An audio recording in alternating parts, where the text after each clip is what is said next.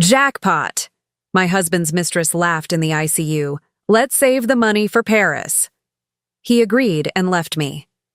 He didn't know my millionaire stepson had cameras in the room. My stepson paid for my surgery. A week later, as they toasted in Paris, 3 black SUVs surrounded them. My stepson stepped out and said, "Enjoy your last champagne. You are going to prison." I'm glad to have you here. Follow my story until the end and comment the city you're watching from so I can see how far my story has reached. My name is Marcy and I'm 64 years old. 20 years ago, I thought I'd found my happily ever after when I married Quincy. I was wrong about a lot of things back then, but I never imagined just how wrong until I woke up in the ICU at St. Mary's Hospital, fighting for my life while my husband planned my funeral. The accident happened on a Tuesday morning in November.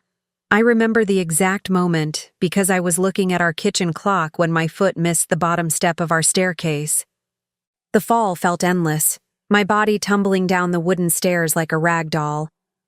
The last thing I saw before everything went black was Quincy standing at the top of the stairs, not rushing to help me, just watching. When I finally regained consciousness, the world felt distant and muffled. The rhythmic beeping of monitors filled my ears, and the harsh fluorescent lights of the ICU made my eyes water. My entire body ached in ways I'd never experienced, and breathing felt like trying to suck air through a straw. The nurses told me later that I'd suffered a severe head injury, 3 broken ribs, and internal bleeding that required emergency surgery. But the physical pain was nothing compared to what I heard next. I was drifting in and out of consciousness when I heard Quincy's voice in the hallway outside my room. He wasn't alone. There was a woman with him, someone I didn't recognize, and their conversation made my blood run cold even through the fog of pain medication. "So how long do you think she has?" the woman asked. Her voice was young, maybe late 20s, with a slight southern accent that sounded almost sweet until you heard what she was saying. Quincy's response was casual, like they were discussing the weather. "The doctors say it could go either way. Honestly, Sarah, at her age and with these injuries, it might be a blessing if she doesn't make it." Sarah. I'd never heard that name before, but the way she spoke to my husband suggested they knew each other very well. Too well. "Poor thing," Sarah continued, but there wasn't an ounce of sympathy in her voice. "Still, it's probably for the best. I mean, what kind of life would she have anyway? And think about the medical bills. Those life support machines must cost a fortune." I wanted to scream, to sit up and demand to know who this woman was and why she was talking about me like I was already dead. But my body wouldn't cooperate. The medications kept me trapped in a state between sleep and waking, able to hear everything but powerless to respond. Quincy sighed heavily, and I could picture him running his hand through his graying hair the way he always did when he was thinking.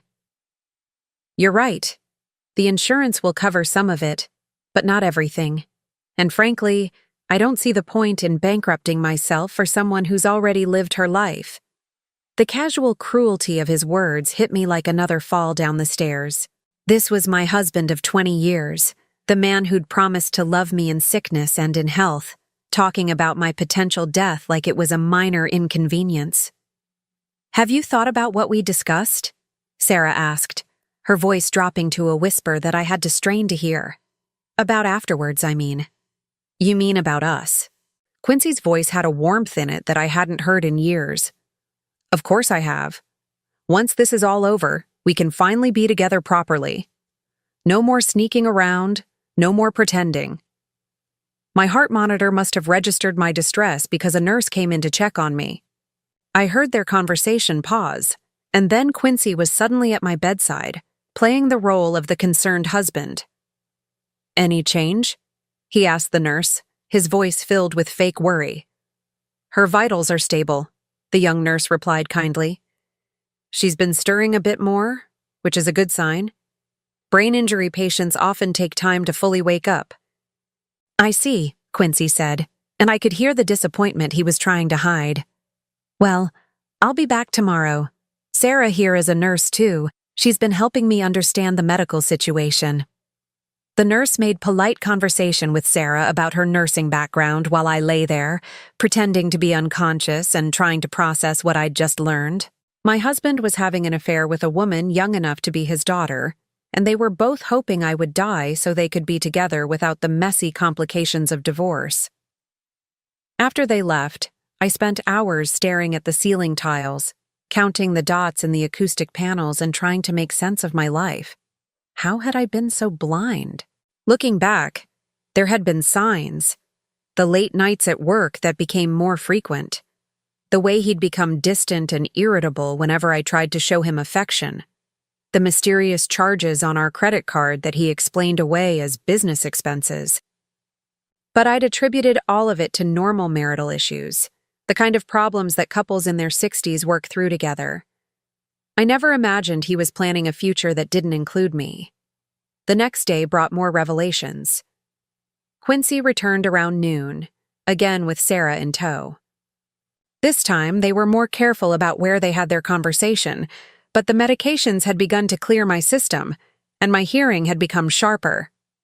"The lawyer says we need to be patient," Quincy was telling her as they stood near the window. "If she recovers, we'll have to go with Plan B." "And what exactly is Plan B?" Sarah asked. "Divorce, obviously. It'll be messy and expensive, but it's better than nothing." Sarah made a small humming sound, like she was considering this option. "But if she doesn't recover, everything goes to you automatically, right? As her husband?" "That's right. The house, her savings, her life insurance, all of it." "How much life insurance?" $150,000. Plus she has about $47,000 in her personal savings account, and the house is worth at least $380,000. I felt sick listening to them calculate my worth like I was a piece of property they were appraising. These weren't the musings of grieving relatives trying to handle practical matters. This was cold, calculated planning by people who saw my potential death as a financial opportunity. "You know," Sarah said thoughtfully, "maybe we shouldn't be so quick to hope for a recovery. I mean, the medical bills alone could eat up a significant portion of that money." Quincy was quiet for a moment. "What are you suggesting?" "I'm just saying that sometimes when someone has been through this kind of trauma, complications can arise. Infections, blood clots, that sort of thing. Natural complications that no one could have prevented." The implication in her words made my skin crawl. Sarah wasn't just hoping for my death. She was suggesting they might help it along. And Quincy wasn't immediately shutting down the idea. "Sarah," he said finally, his voice cautious, "we need to be very careful here. The last thing we want is to raise suspicions." "Of course," she agreed quickly. "I'm just thinking out loud. But you know I have access to this floor. I could keep an eye on things, make sure she's getting the best possible care." The way she emphasized best possible care made it clear she meant the opposite. As they continued their conversation, planning my demise with the casual efficiency of people discussing weekend plans, I made a decision. If I survived this, I was going to make sure they paid for what they were doing. I didn't know how yet, but I would find a way. What they didn't know was that I had someone in my corner, someone they'd completely forgotten about in their calculations. My stepson Donovan had been traveling for business when my accident happened, but he was due back any day. Donovan was 40 years old, successful, and more importantly, he actually cared about me. When Quincy and I got married 20 years ago, Donovan was just 20, angry about his father's new relationship and resentful of my presence in their lives. But over the years, we'd built a real relationship. I'd been there for him during his difficult college years, his early career struggles, and his divorce 3 years ago. Unlike his father, Donovan had grown into a man of integrity and loyalty. If anyone would see through Quincy's act, it would be him. I just had to stay alive long enough for him to get here. That evening, alone in my room with only the steady beeping of monitors for company, I heard Quincy on his cell phone in the hallway. He was talking to someone about canceling our upcoming anniversary cruise, telling them that his wife was in the hospital and might not make it. Yes, It's very tragic, he was saying, but his tone suggested he found it anything but tragic. We were so looking forward to that trip to Paris we had planned for next month. Sarah and I were going to celebrate well, it would have been our unofficial honeymoon, if you know what I mean. Paris. They'd been planning to use our anniversary money to take their romantic getaway. The cruise we'd booked months ago, the one I'd been so excited about, was never meant for us at all. It was meant for Quincy and his mistress. As I lay there in the darkness, listening to my husband plan his future with another woman while I fought for my life, I felt something shift inside me.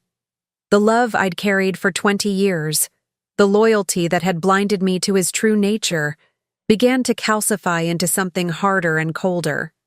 They thought I was helpless, lying here unconscious and dying. They thought they could plan their crimes right outside my door without consequence. But they were wrong about that too. I was very much awake, and I was listening to every word.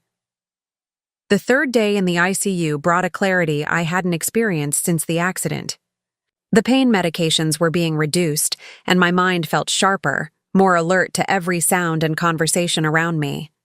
I'd learned to control my breathing and heart rate, keeping my body perfectly still whenever Quincy and Sarah entered my room. As far as they knew, I was still unconscious, hovering between life and death.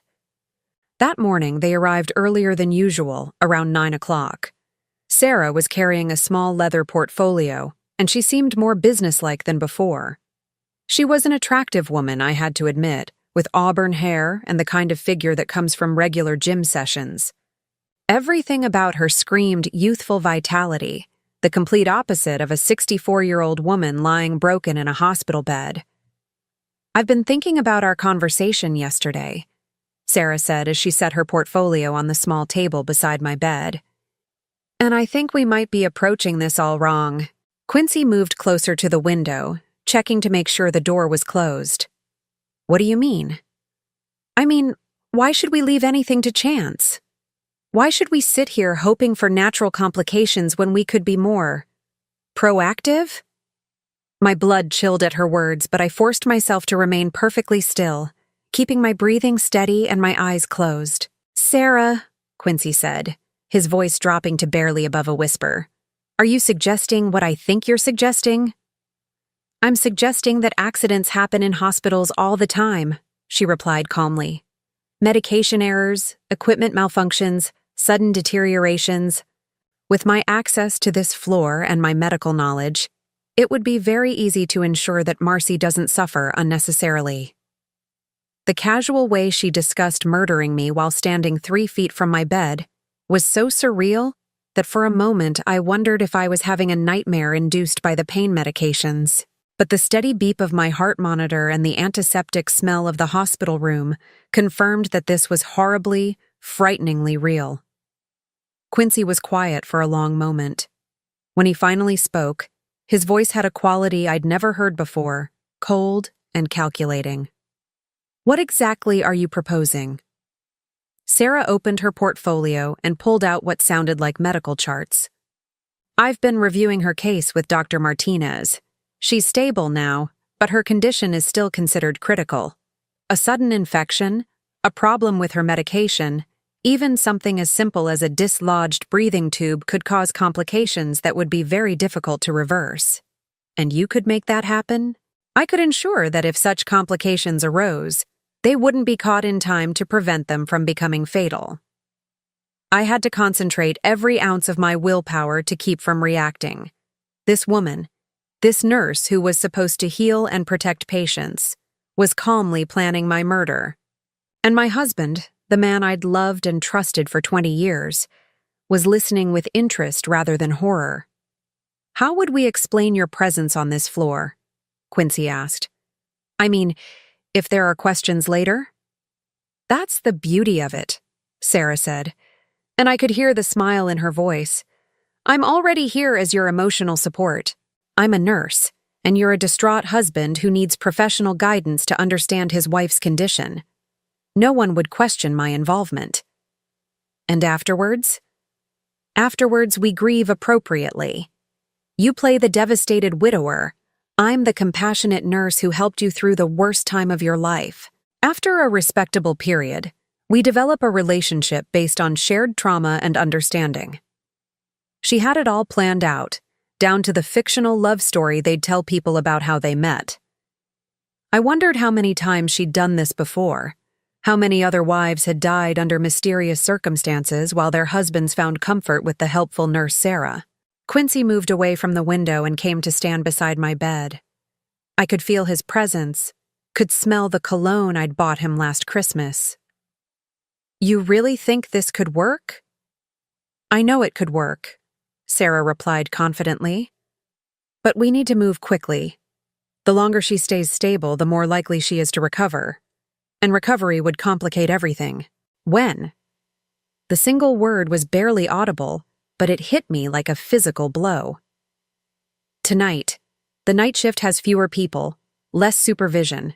I can arrange to be here checking on her progress, and if something unfortunate happens during my visit, well, these things occur. Sometimes patients just take a turn for the worse. They stood there in silence for what felt like hours, but was probably only a few minutes. I could hear the sounds of the hospital around us, the distant conversations of nurses, the rolling wheels of gurneys, the normal sounds of a place where people came to heal. It seemed impossible that in the middle of all this healing, two people were planning a murder. There's something else we need to discuss, Sarah said finally. The practical arrangements afterwards. What do you mean? I mean the money, Quincy, the insurance, the house, all of it.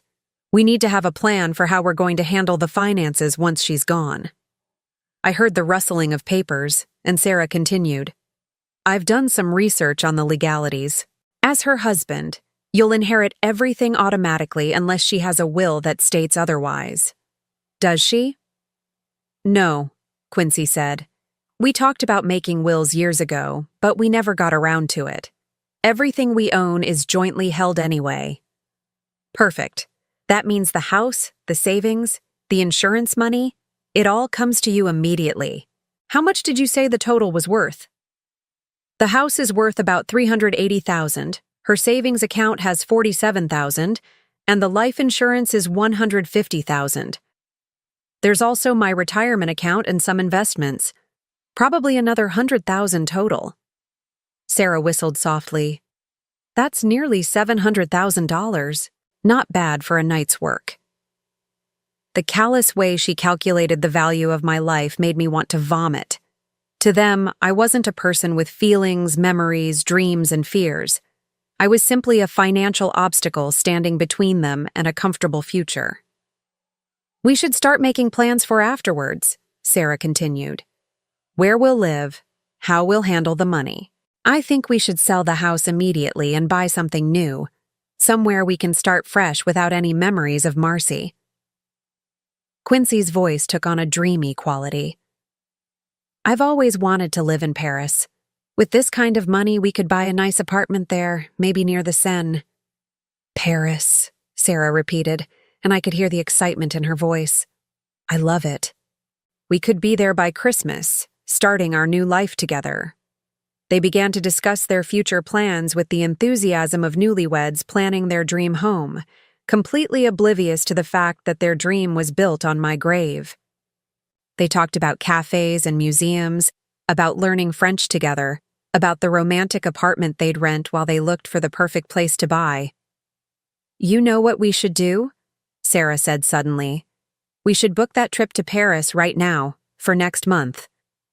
It'll give us something to look forward to, and it'll help sell the story that you need to get away after the tragedy. That's brilliant, Quincy agreed. A grieving widower taking a trip to heal and process his loss with the compassionate nurse who helped him through the darkest time of his life. I heard Sarah typing on what must have been her phone. I'm looking at flights now. There's a beautiful boutique hotel in the Marais district that would be perfect. Very romantic, very private. Book it, Quincy said without hesitation. Book it for 3 weeks from now. By then, everything will be settled, and we can start our real life together. As they made their travel arrangements, discussing restaurants they wanted to try and sights they wanted to see, I felt a strange sense of detachment from my own body. It was as if I was floating above the scene, watching these two people plan their future while the woman they intended to murder lay helpless beside them. But I wasn't helpless. Not entirely. My mind was working, planning, calculating just like theirs. I knew that Donovan was supposed to return from his business trip tomorrow. I knew that he would come straight to the hospital when he landed. And I knew that unlike his father, Donovan would see through any performance Quincy and Sarah might put on. I just had to survive the next 24 hours. I should go, Sarah said finally. I need to review the medical protocols for tonight and make sure everything is in place. When will I see you again? Quincy asked, and there was an intimacy in his voice that made my stomach turn. Tonight, around midnight. I'll be here for her final checkup. Final checkup. The euphemism was so casual, so professional sounding, that it took a moment for the full weight of it to hit me.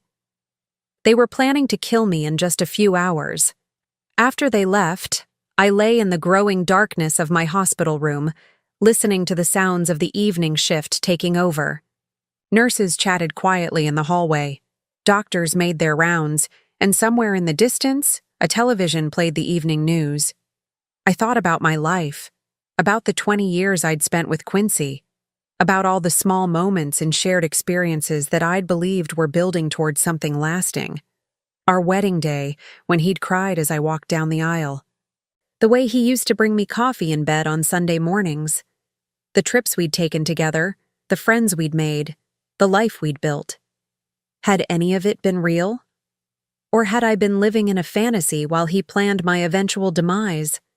But then I thought about Donovan, about the relationship we'd built over the years, about how he'd grown from a resentful teenager into a man I was genuinely proud of. He would be here tomorrow, and when he arrived, everything would change. I just had to make sure I was still alive when he got here.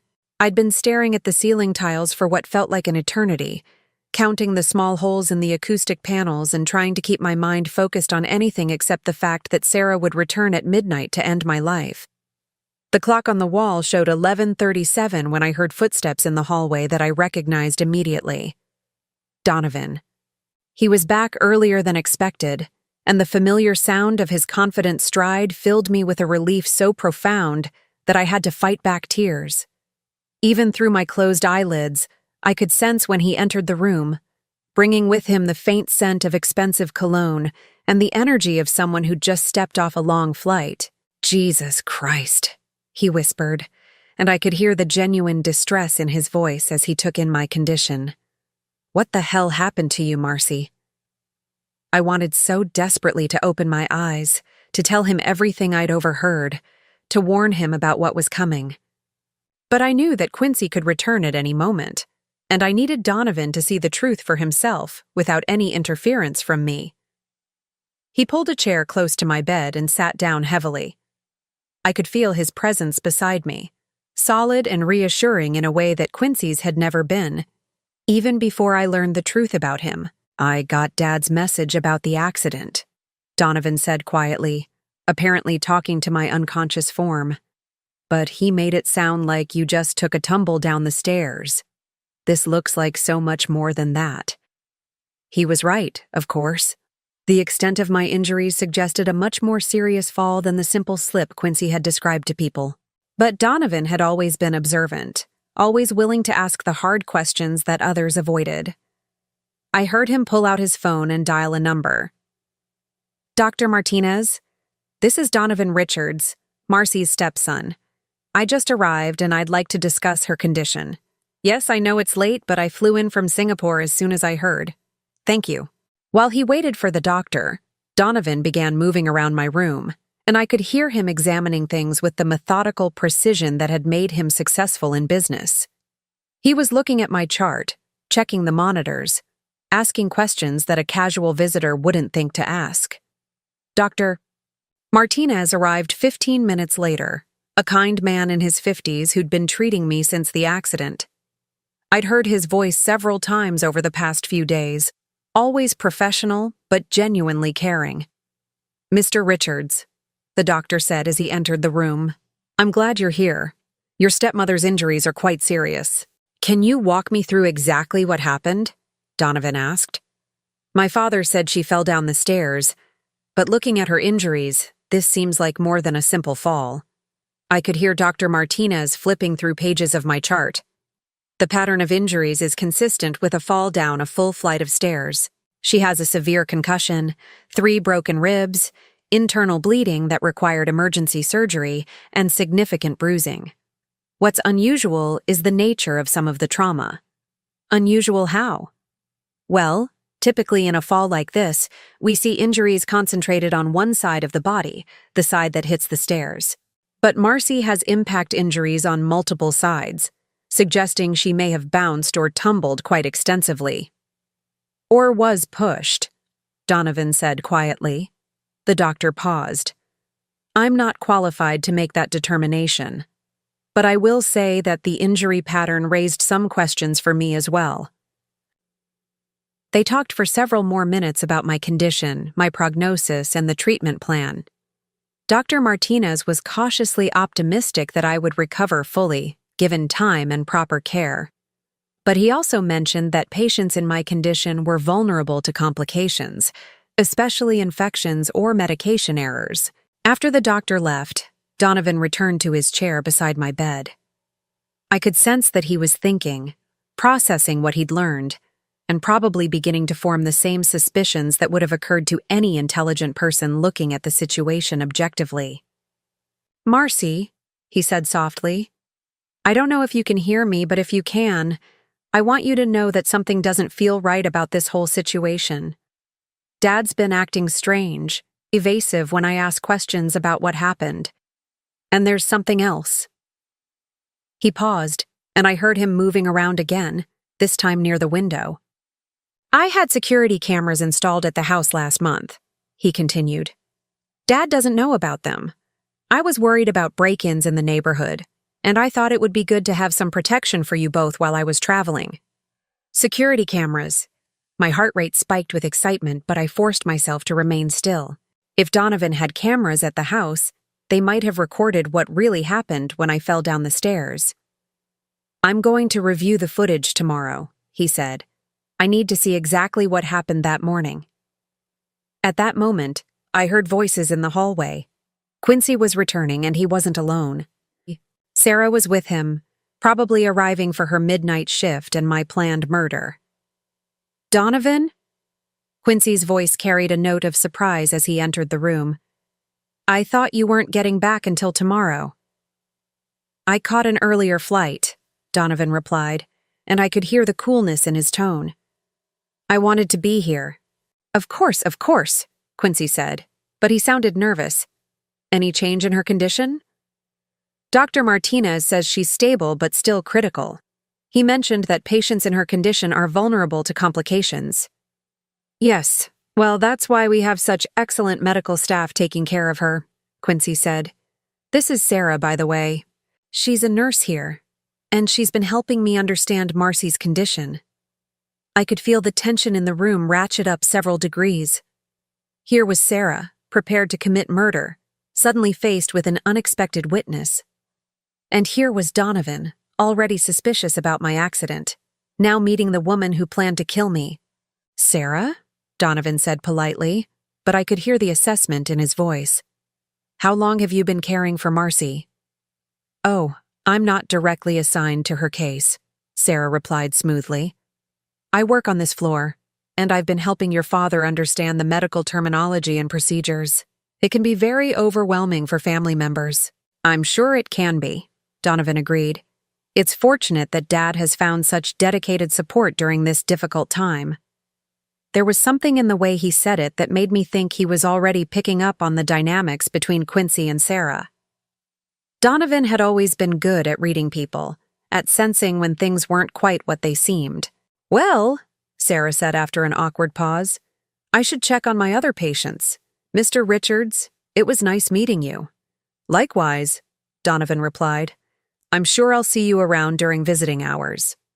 After Sarah left, Quincy attempted to make small talk with his son, but the conversation felt forced and artificial. Donovan asked pointed questions about the morning of my accident, about what Quincy had seen, about whether I'd seemed unsteady or dizzy in the days leading up to the fall. Quincy's answers were vague and inconsistent, and I could tell that Donovan was filing away every contradiction for later analysis. "I think I'm going to stay here tonight," Donovan announced around midnight. "I want to be close by in case there's any change in her condition." "That's really not necessary," Quincy said quickly. "The hospital staff is excellent, and there's nothing you can do here that they can't do better." "I know, but I'd feel better staying. You look exhausted, Dad. Why don't you go home and get some proper sleep? I'll call you if anything changes." I could practically feel Quincy's panic. If Donovan stayed, Sarah wouldn't be able to carry out her plan, but he couldn't argue too strongly without seeming suspicious. "Are you sure?" Quincy asked weakly. "Positive. I'll take good care of her." After Quincy reluctantly left, Donovan settled into the chair beside my bed for what he clearly intended to be a long night's vigil. Around 12:30, I heard him on the phone, speaking in low tones to someone about increasing security at the house and reviewing camera footage as soon as possible. Around 1 in the morning, Sarah appeared in my doorway. I could sense her hesitation when she saw Donovan sitting alertly beside my bed. "Oh," she said. "I didn't realize anyone was still here." "I decided to stay the night," Donovan replied pleasantly. "Is there something you need to check on with Marcy?" "I was just doing my rounds, making sure all the patients on this floor are comfortable." "That's very dedicated of you. I appreciate the attention you're giving to her care." Sarah stood in the doorway for a moment longer, probably trying to figure out if there was any way to proceed with her plan. But with Donovan wide awake and watchful, she had no choice but to continue her rounds and leave me alone. "Have a good night," she said finally, and I could hear the frustration in her voice. "You too," Donovan replied. "Thank you for everything you're doing." After she left, Donovan leaned closer to my bed. "I don't know what game they're playing," he said quietly, "but I'm not leaving you alone with them. Something is very wrong here, and I'm going to figure out what it is." He spent the rest of the night in that chair, and I spent it feeling safer than I had since the moment I woke up in this hospital bed. Donovan might not know the full extent of the conspiracy yet, but his instincts were telling him the same things mine were.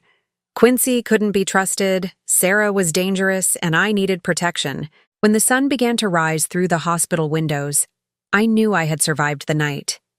Sarah's plan had been thwarted by Donovan's unexpected presence, which meant I would live to see another day. But more importantly, I now had an ally, someone who was asking the right questions and looking for the truth. The next phase of this nightmare was about to begin, but for the first time since my accident, I felt like I might actually have a chance to survive it. And maybe, just maybe, to get justice for what they'd tried to do to me. The morning brought a new energy to my hospital room. Donovan had stayed true to his word, spending the entire night in the chair beside my bed, and I could see the determination in his posture even with my eyes closed. Around 7 in the morning, I heard him making phone calls, coordinating with his security team, and making arrangements that I couldn't quite follow, but that filled me with hope. Dr. Martinez made his morning rounds around 8, checking my vitals and discussing my progress with Donovan. The doctor seemed pleased with my stability overnight, mentioning that my brain activity had been more consistent and that my chances of a full recovery were improving. "When might she wake up?" Donovan asked. "It's hard to say with head injuries," Dr. Martinez replied.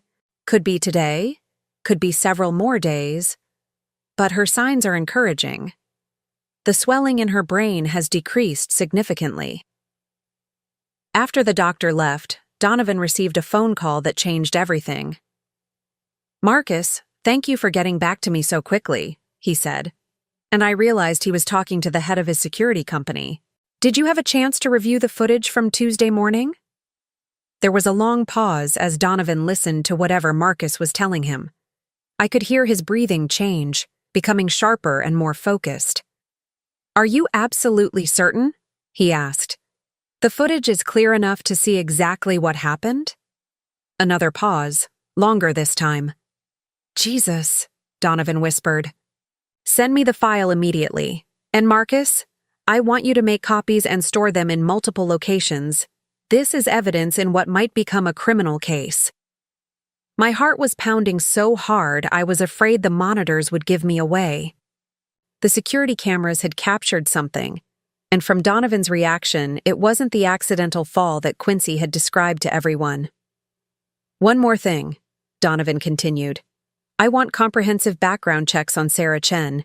She's a nurse here at the hospital.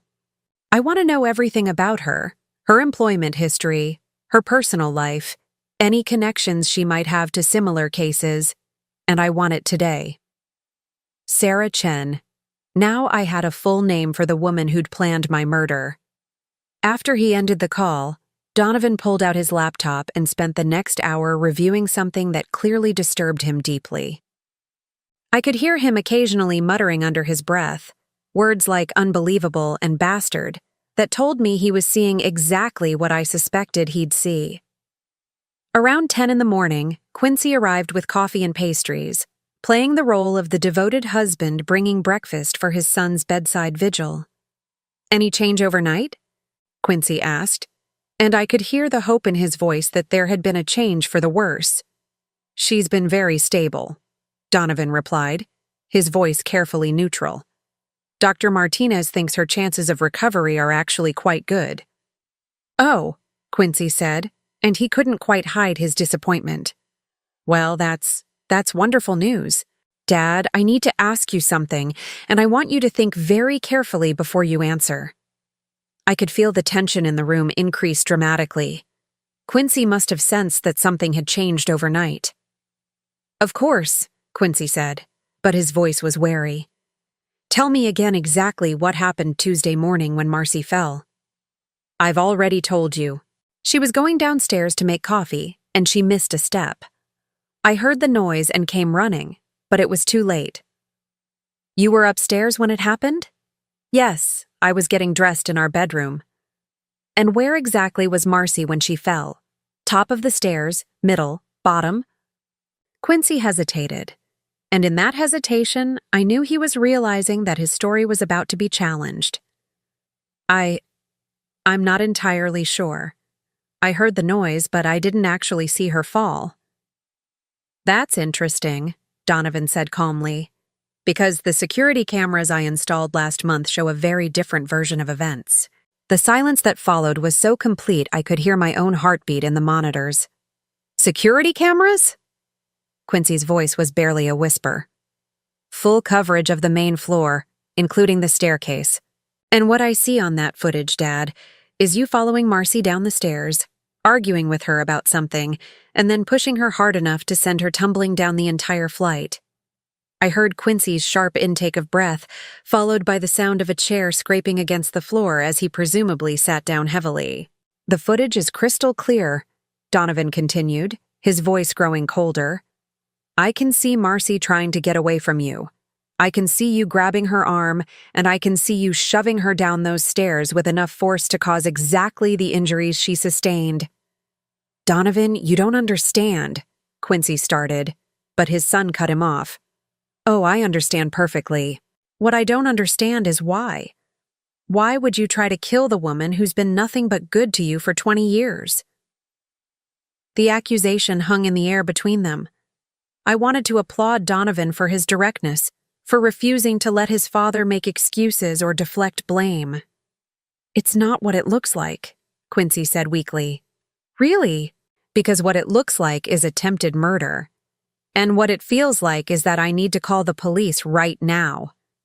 Wait, Quincy said urgently. Please, just wait. Let me explain. Explain what? How you plan to inherit Marcy's money? How you've been having an affair with that nurse Sarah? How you stood outside this room discussing whether to let Marcy die from her injuries or speed the process along? My blood ran cold. How could Donovan possibly know about those conversations unless— You've been recording us, Quincy said, and his voice was filled with a mixture of horror and admiration. The room has audio surveillance, yes. I activated it the moment I arrived and realized something wasn't right. So I've heard every word of your conversations with Sarah, including your plans for tonight. Donovan had been recording everything.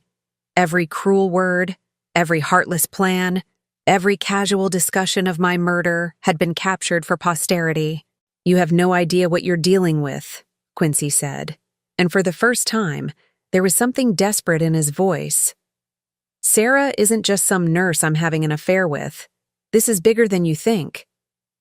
Then explain it to me. Quincy was quiet for a long moment, and when he spoke again, his voice had changed completely. Gone was the pretense of being a loving husband. What remained was something cold and calculating. Sarah specializes in this kind of arrangement, he said finally. Wealthy older women who need assistance in transitioning to their final rest. Marcy isn't the first, and she won't be the last. The casual way he described serial murder made my skin crawl. This wasn't a crime of passion or a moment of poor judgment. This was a business, a systematic targeting and killing of older women for their money. How many? Donovan asked, and I could hear the disgust in his voice. 5, maybe 6 over the past 3 years. Sarah has a system. She identifies targets, I cultivate relationships with them, and when the time is right, they have accidents or complications. And you split the money. It's a very lucrative partnership. The matter-of-fact way Quincy discussed multiple murders was so chilling that I had to focus all my energy on keeping my breathing steady. This man I'd lived with, shared a bed with, trusted with my life, was a serial killer. Why Marcy? Donovan asked. She loved you. She would have done anything for you. She was convenient, Quincy replied with a shrug I could hear in his voice. Available, trusting, and worth enough money to make it worthwhile. Plus, she had no family other than you, which simplified things. Except she did have me. Yes, that was an unexpected complication. We thought you'd be easier to convince that her death was natural, especially since you travel so much. Donovan was quiet for several minutes, and I could imagine him processing everything he'd learned. His father wasn't just an unfaithful husband or even a man who'd made one terrible mistake. He was a predator who made a living targeting and killing vulnerable women. Here's what's going to happen, Donovan said finally, his voice calm but implacable. You're going to confess everything to the police. You're going to provide evidence about Sarah's involvement and information about the other victims, and you're going to do it today. And if I refuse? Then I release the security footage and the audio recordings to the police, the FBI, and every major news outlet in the country. Your choice is whether you cooperate and possibly get a plea deal, or spend the rest of your life in prison after a very public trial. You're my son, Quincy said, playing his last card. You stopped being my father the moment you decided to murder the only mother figure I've had since I was 20 years old. The finality in Donovan's voice was unmistakable. Whatever relationship had existed between father and son was over, destroyed by the revelation of Quincy's true nature. I need time to think, Quincy said. You have until noon, Donovan replied. After that, I make the calls myself. I heard Quincy's footsteps as he left the room, probably to find Sarah and figure out their next move. But they were trapped now, caught between the evidence Donovan had gathered and the impossible situation they'd created for themselves. After his father left, Donovan came to stand beside my bed. Marcy, he said softly, I know you probably can't hear me, but I want you to know that you're safe now. I'm not going to let anything happen to you. But I could hear him. I'd heard everything, and for the first time since my accident, I felt genuine hope that justice might actually be possible. The next few hours would determine whether Quincy and Sarah faced consequences for their crimes, or whether they would try one last desperate gambit to escape the trap that was closing around them. Either way, I was ready for whatever came next. Noon came and went without any word from Quincy. Donovan had given him an ultimatum, and the silence stretched between them like a taut wire ready to snap. I remained in my carefully maintained unconscious state, listening to every sound, every phone call, every footstep in the hallway outside my room. Around 2 in the afternoon, Dr. Martinez stopped by for his regular check. "Her brain activity is excellent," he told Donovan. "I'm actually quite optimistic that she'll regain consciousness soon, possibly within the next day or two." "That's wonderful news," Donovan replied, but I could hear the distraction in his voice. He was dealing with much larger concerns than my medical recovery. After the doctor left, Donovan made a series of phone calls that painted a picture of the trap he was setting for his father and Sarah. I listened as he coordinated with law enforcement, international agencies, and his own security team to ensure that when Quincy and Sarah tried to escape, they would find themselves walking directly into a carefully planned operation. "The flight to Paris leaves tonight at 11:45, he told someone on the phone. "I've confirmed they both have tickets. Yes, I want agents waiting at Charles de Gaulle, but let them get to their hotel first. I want them to think they've succeeded before we close the trap." The audacity of it was breathtaking, even after being confronted with evidence of their crimes, even knowing that Donovan had recordings of their conspiracy to murder me. Quincy and Sarah were still planning to go through with their romantic getaway to Paris. They apparently believed they could simply disappear into Europe and start their new life with my money. Around 4 o'clock, I heard familiar footsteps approaching my room. Quincy was returning, probably to give Donovan his decision about cooperating with authorities. "Well?" Donovan asked as his father entered the room.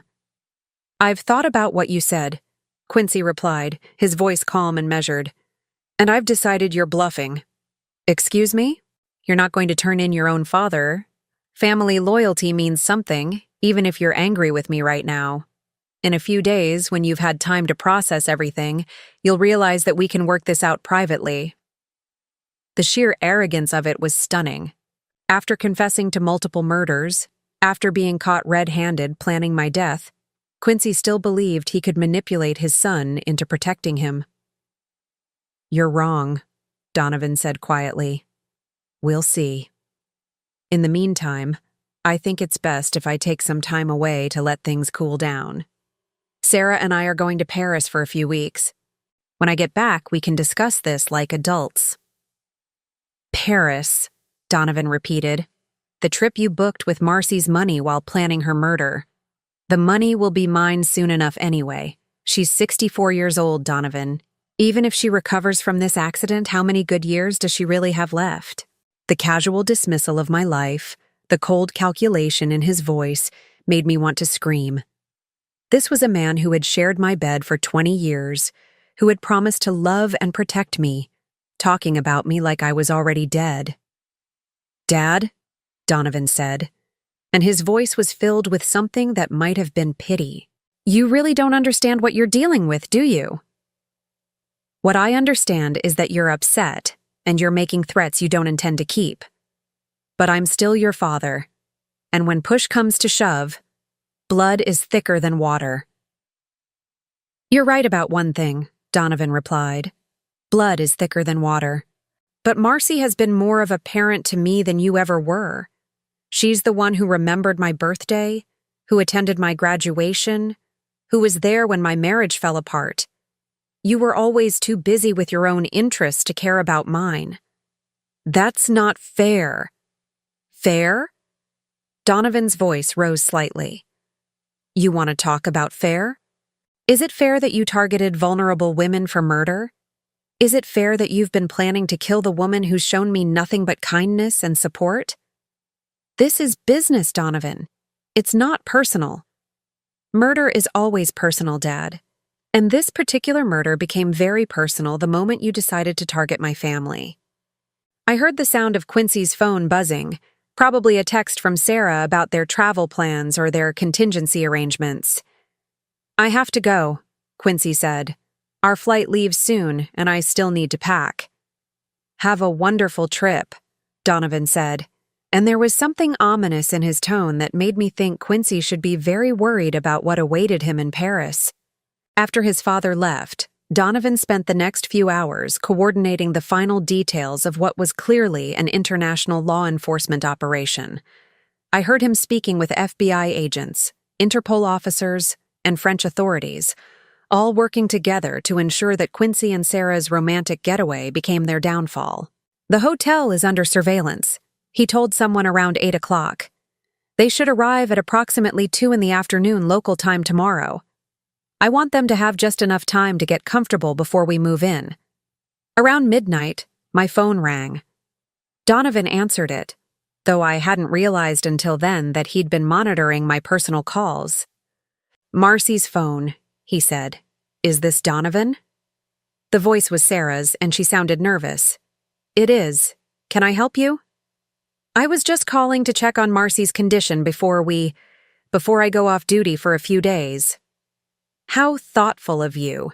She's stable, still unconscious, but the doctors are optimistic about her recovery." There was a pause. "That's wonderful news. Please let me know if there are any changes."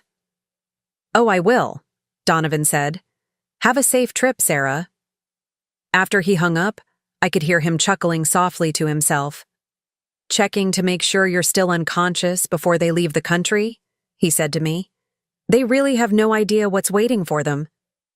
The next 24 hours passed slowly. Donovan kept a constant vigil beside my bed, fielding updates from law enforcement agencies and monitoring the progress of Quincy and Sarah's journey to their destruction. I learned that they had indeed boarded their flight to Paris, that they had cleared customs without incident, and that they were currently settled into their romantic boutique hotel in the Marais district. "They're at dinner now," Donovan told me around what must have been early evening Paris time, at a little restaurant called Le Petit Coeur. Apparently they're celebrating their successful escape. I could picture them there, toasting their freedom with expensive champagne, probably laughing about how they'd fooled everyone and gotten away with murder. The image filled me with a cold anger that gave me strength. Around 10 o'clock that evening, Donovan's phone rang with the call we'd both been waiting for. "It's done," he said, after listening to the voice on the other end. "They were arrested at the restaurant, both of them, no resistance." I wanted to cheer, to sit up and celebrate, but I forced myself to remain still. This was just the beginning of their legal troubles, and I needed to be conscious and able to testify when the time came. "Tell me everything," Donovan said to whoever had called him. Over the next 30 minutes, I listened as he received a detailed account of Quincy and Sarah's arrest. They had been enjoying a romantic dinner, apparently toasting their successful escape and planning their new life together, when 3 black SUVs surrounded the restaurant. Donovan himself had flown to Paris to be present for the arrest, though I hadn't realized he'd left the hospital. He'd wanted to look them in the eye when they realized their freedom was an illusion. "You should have seen their faces," the voice on the phone was saying. When those agents walked into the restaurant and announced themselves, when Donovan stepped out of the lead vehicle, they knew immediately that their game was over. "What did Dad say?" Donovan asked. He tried to deny everything at first, claimed they were just tourists on vacation. But when we played the audio recordings of their conspiracy, when we showed them the video of him pushing Marcy down the stairs, he broke down completely. "And Sarah?" "She tried to run, actually. Made it about 10 feet before the French police tackled her. She's claiming now that she was coerced, that your father threatened her into helping him. But the evidence shows she was the mastermind behind the whole operation." As the conversation continued, I learned more details about the scope of Sarah's crimes. The background investigation Donovan had ordered revealed that she had worked at 7 different hospitals over the past 5 years, and at each location, there had been an unusual number of deaths among elderly patients under her care. The pattern was clear once investigators knew what to look for. "How many total victims?" Donovan asked. "We're still investigating, but we think at least 12 women over the past 5 years. Your stepmother was going to be number 13. 12 women. 12 wives, mothers, grandmothers whose lives had been cut short by these predators. I felt sick thinking about their families, about the grief and loss that Quincy and Sarah had caused in their pursuit of easy money. They're being held without bail pending extradition, the voice continued. The French authorities are cooperating fully, and they should be back in the U.S. within the week. And the evidence is solid? Airtight. We have the security footage of the assault on Marcy, the audio recordings of their conspiracy, financial records showing the pattern of inheritance fraud, and now testimony from Sarah's former colleagues who witnessed suspicious deaths. After Donovan ended the call, he came to stand beside my bed. "It's over, Marcy," he said softly. "They're never going to hurt you or anyone else ever again." For the first time since my accident, I felt truly safe. The monsters who had planned my death were in custody, facing justice for their crimes. But more importantly, I had discovered something I'd never expected to find: a son who truly loved me, who had risked everything to protect me, and who had proven that family isn't always about blood. It was time to wake up. I opened my eyes on a Thursday morning, exactly 1 week after Quincy and Sarah had been arrested in Paris. The first thing I saw was Donovan sitting beside my bed, his laptop open, apparently working while keeping watch over me. When he noticed my movement, his face lit up with a relief so profound that it brought tears to my eyes. "Marcy," he said, immediately setting aside his computer and leaning forward. "Thank God. How do you feel?" "Like I've been hit by a truck," I managed to say, my voice hoarse from days of silence, "but alive." "Very much alive," he confirmed, reaching over to press the call button for the nurse. "And safe." Dr. Martinez arrived within minutes, clearly pleased to find me awake and responsive. He ran through a series of tests, checking my reflexes, my memory, my cognitive function. Everything seemed to be working properly, though I was weak and still in considerable pain from my injuries. "Your recovery is remarkable," he told me after completing his examination. "Head injuries like yours can have unpredictable outcomes, but you seem to have avoided any serious cognitive damage." "When can I go home?" I asked, then immediately wondered where home would be. The house I'd shared with Quincy was no longer a safe haven, and I wasn't sure I could ever feel comfortable there again. "Let's take it one day at a time," Dr. Martinez replied. "You'll need physical therapy, and we want to monitor you for any complications. But if your progress continues like this, you could be discharged within the week." After he left, Donovan and I had our first real conversation since my accident. He filled in the details I'd missed while pretending to be unconscious, including the extent of the international investigation that had grown out of Sarah's arrest. "She kept records," he told me, his voice grim. "Detailed files on every victim, every method, every dollar stolen. The FBI thinks she saw herself as some kind of artist, perfecting her craft." The idea that my near murder had been treated as an art project by Sarah made my skin crawl. But it also meant that the families of her other victims would finally have answers, and hopefully some measure of justice. "What about the other cases?" I asked. 12 confirmed victims across 5 states.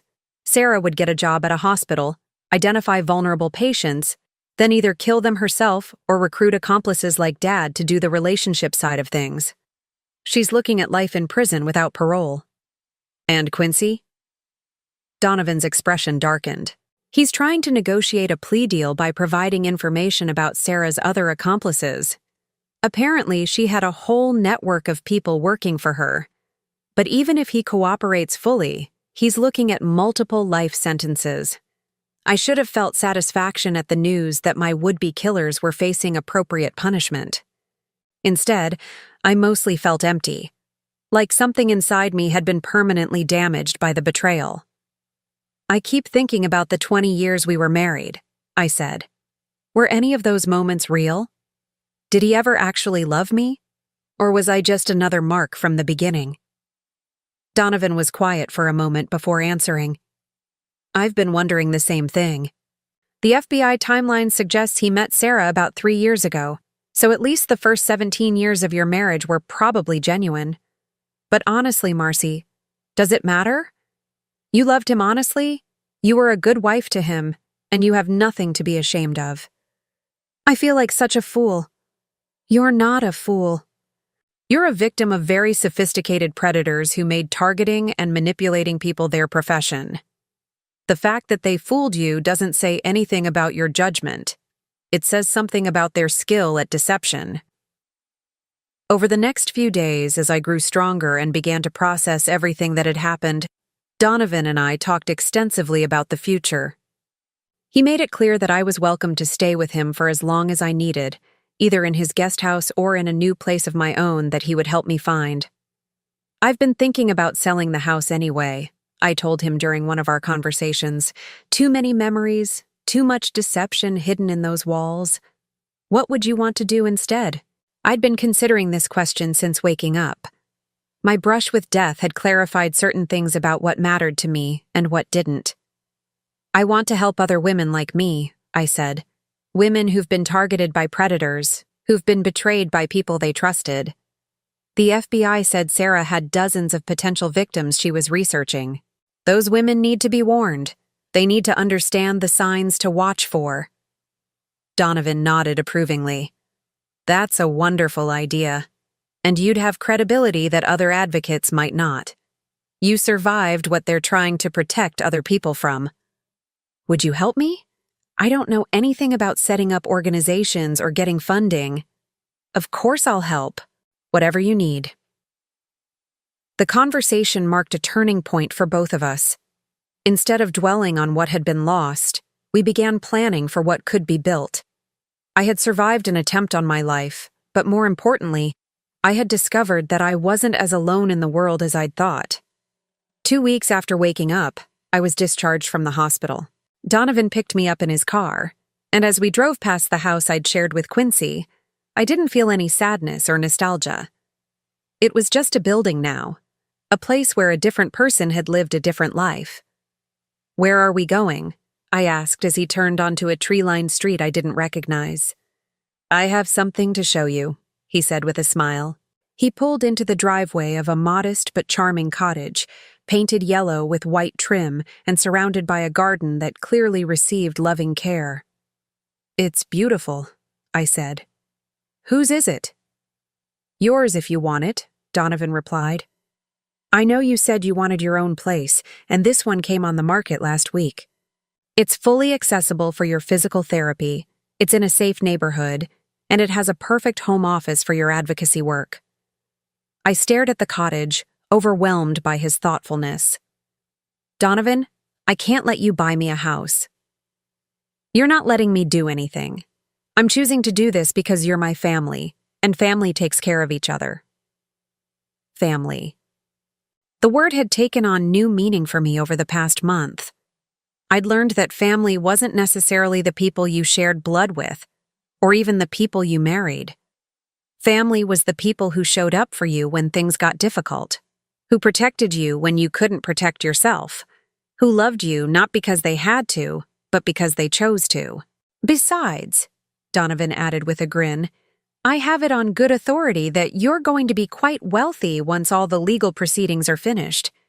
The insurance money from your marriage will revert to you since Quincy can't inherit as a convicted felon, plus there will likely be restitution from Sarah's other crimes. You'll be able to pay me back if it makes you feel better. We walked through the cottage together, and I could immediately picture myself living there. There was a sun-filled living room with built-in bookshelves, a kitchen with windows overlooking the garden, and a small study that would be perfect for the advocacy work I was planning. The current owners are an elderly couple moving to assisted living, Donovan explained as we toured the rooms. They said they'd be honored to sell to someone who would appreciate the care they've put into the place.